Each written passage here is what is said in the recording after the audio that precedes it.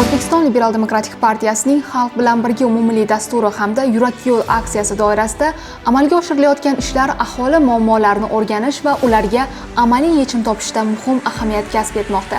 Yurak yo'l aksiyasi doirasida bugungi kunga qadar 218.403 ta xonadonga kirib borilib, 36.152 ta muammo aniqlangan.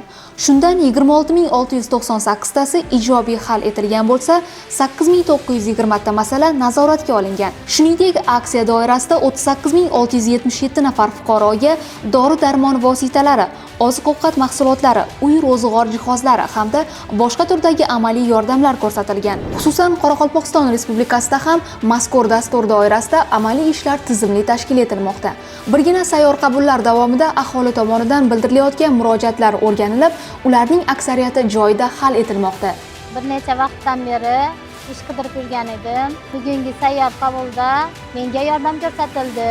Tadbirkorlar tomonidan ishga qabul qilindim. Ayollar uchun shunday imkoniyatlar yaratilganidan minnatdormiz tadbirkorlardan, deputatlardan. Bizni farzandimiz Ro'zimbayeva Feruza Urganch davlat pedagogika institutining 1-bosqich talabasi.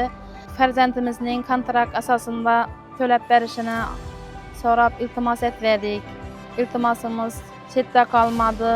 Shu kontraktni to'lab berdilar. Katta rahmat. Ko'plab oilalarga yordam berib, qo'llab-quvvatlaganlar uchun minnatdormiz. Shuningdek, Taxiyatosh tumanida yana bir ezgu tashabbus amalga oshirildi. Tumanning Shamchiroq mahallasida istiqomat qiluvchi Bisenbay Abdullayevning avariya holatiga kelib qolgan uyi bo'yicha murojaati o'rganilib, muammoni bartaraf etish yuzasidan amaliy ishlar olib borildi.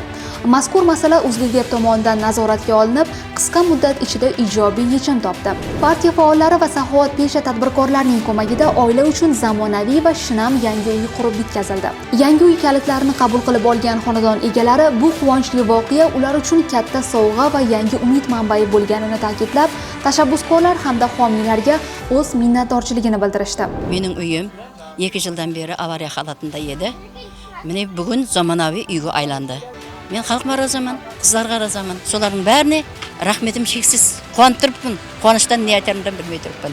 Ta'kidlash joizki, bunday xayrli ishlar aholining ijtimoiy himoyaga muhtoj qatlamlarini qo'llab-quvvatlash, biznes va jamoatchilik ishtirokida moddiy va ma'naviy yordam ko'rsatish, shuningdek, mamlakatimizda korporativ ijtimoiy mas'uliyat madaniyatini yanada rivojlantirishga xizmat qilmoqda.